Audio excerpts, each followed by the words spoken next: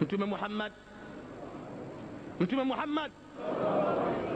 Muhammad anaeleza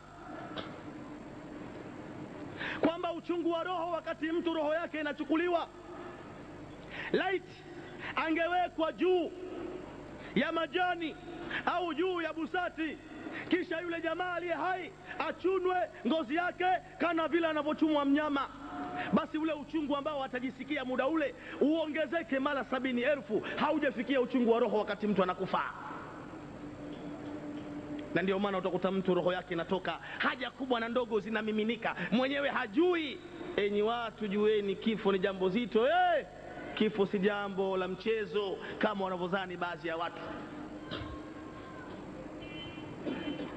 Malaika al-mauti anaanza kuishika roho katika kidole gumba cha mguu wa kulia. Ndugu yetu, maumivu ni makali, analusha mguu wa kulia. Malaika al-mauti anaacha mguu wa kulia, anakuja kushika roho katika mguu wa kushoto, anagusa kwenye kidole gumba mguu wa kushoto. Ndugu yetu kadhalika analusha mguu wa kushoto. Ndugu yetu sasa anaanza kutetemeka, jasho linaanza kumiminika, anaangalia kulia, nani leo atakuja kunisaidia jamani? Hakuna, haoni wa kumsaidia. Anageuza shingo upande wa kushoto, na huku, nani leo atakuja kunisaidia jamani? Amenifika, haoni wa kumsaidia. Ndugu sasa wanaanza vilio, wanalia, wanaona ndugu wanahangaika, wanajua hapa na shaka sasa ndugu yetu safari ya Mwenyezi Mungu imeshawadia.